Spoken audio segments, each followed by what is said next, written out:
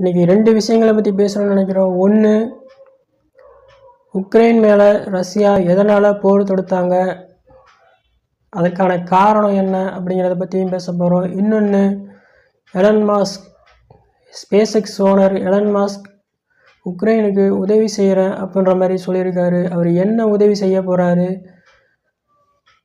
அப்படிங்கிறத பற்றி இன்றைக்கி பேச போகிறோம். ஃபஸ்ட்டு வீடியோக்குள்ளே போயிடலாம்.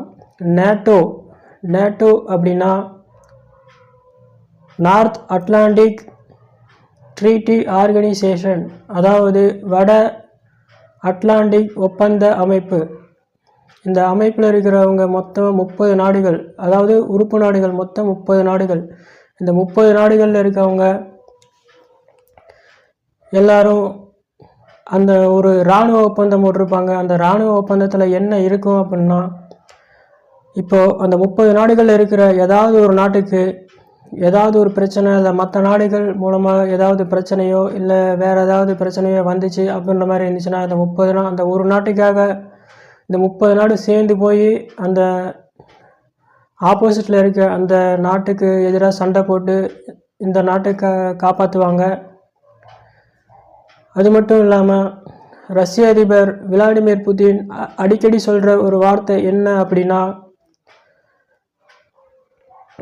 லெனின் ரஷ்யாவுக்கு எதிராக ஒரு மிகப்பெரிய பாம் வச்சுட்டு போயிட்டாரு அப்படின்ற மாதிரி அடிக்கடி சொல்லுவார். அது என்ன பாம் அப்படின்னா, இந்த நேட்டோ அமைப்பில் இருக்க 30 நாடுகளில் அவங்களுக்கு எப்போ விருப்பம் இருக்கோ அவங்க அந்த நேரத்தில் பிரிஞ்சு போய்க்கலாம். அது அந்த நாட்டோட விருப்பம்தான். எப்போ வேணால் சேர்ந்துக்கலாம் அப்படிங்கிறதும் அந்த பேச்சுவார்த்தை மூலமாக மறுபடியும் கொண்டு வந்துடுவாங்க. ஆனால் பிரிஞ்சு போகிறது அந்த நாட்டோட தனிப்பட்ட விருப்பம்தான். இதைத்தான் புட்டின் லெனின் ரஷ்யாவுக்கு எதிராக மிகப்பெரிய பாம் ஒன்று வச்சுட்டு போயிட்டாரு அப்படின்ற மாதிரி அடிக்கடி சொல்லுவார்.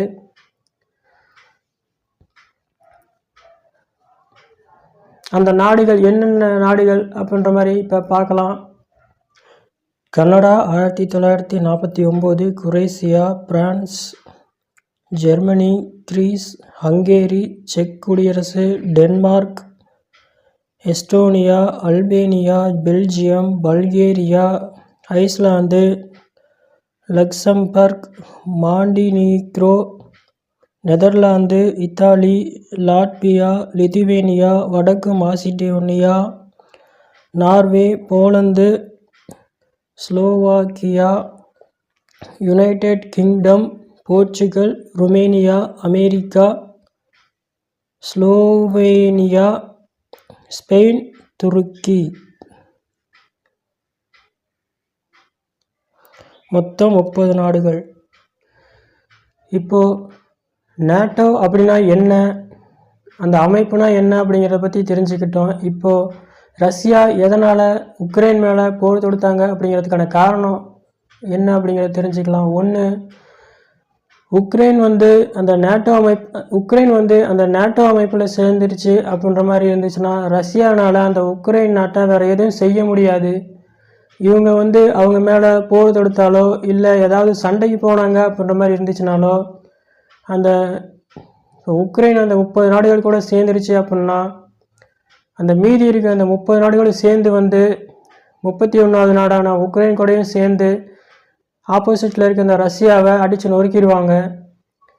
அந்த ரஷ்யாவும் தூளாக போயிடும். வேறு வழி இல்லை. அப்படிங்கிறனால தான் அந்த உக்ரைன் அந்த நேட்டோ கூட சேரக்கூடாது அப்படின்னு சொல்லிட்டு ரஷ்யா அவங்க கூட ரொம்ப நாளாகவே சண்டை போட்டுக்கிட்டு இருக்காங்க.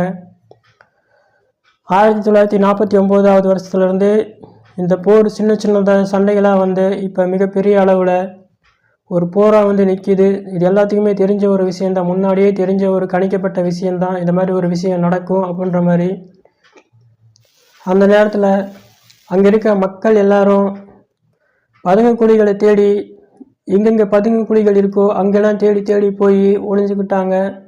வேறு வழி இல்லாமல் அவங்க எல்லாரும் போய் ஒளிஞ்சுக்கிட்டாங்க. அது மட்டும் இல்லாமல் இந்தியாவிலிருந்து போன மாணவர்கள், மருத்துவ படிப்பு படிக்க போன மாணவர்கள் எல்லாரும் அவங்களும் போய் பதுங்கு குழி எங்கெங்கே இருக்கோ எல்லாத்தையும் இடத்துலையும் போய் தேடி தேடி தங்களை பாதுகாத்துக்கணும் அப்படின்னு சொல்லிட்டு எங்கெங்கேயோ தேடி போய் ஒளிஞ்சிக்க ஆரம்பித்தாங்க. இன்னொன்று, அவங்க யாருக்கும் சாப்பாடு தூக்கம்லாம் எதுவுமே இல்லாமல் இருந்தாங்க. அது மட்டும் இல்லாமல்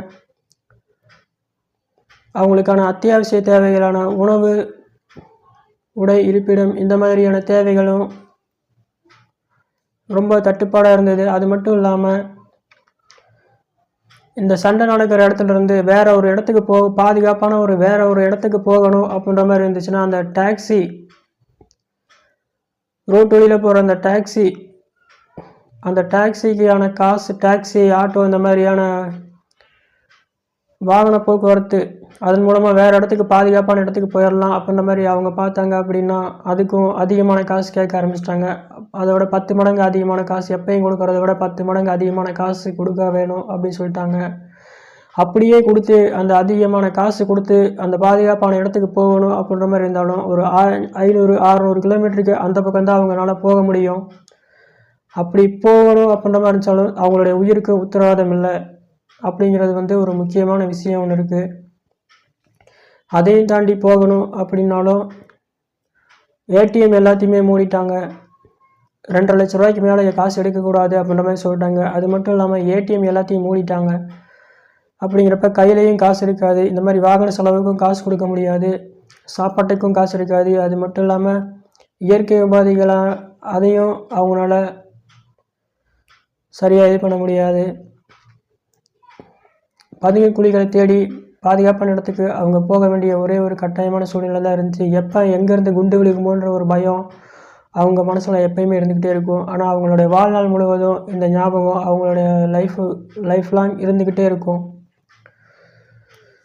அதுக்கப்புறம் அடுத்த நாள், 2வது நாள் உக்ரைன் அதிபர் என்ன சொன்னார் அப்படின்னா, ஒரு வீடியோ ஒன்று வெளியிட்டு அந்த வீடியோவில் இந்த ரஷ்யா நாட்டுக்காரவங்க எங்கள் நாட்டில் இருக்க எல்லாத்தையும் அழிக்கணும்னு நினைக்கிறாங்க. அது மட்டும் இல்லாமல் அவங்களுடைய முதல் குறி நான் தான் அப்படின்னு சொன்னார். அது மட்டும் இல்லாமல் அவங்களுடைய 2வது குறி எங்களுடைய குடும்பம் தான், அதாவது என்னுடைய குடும்பம் தான் அப்படின்ற மாதிரியும் சொன்னார்.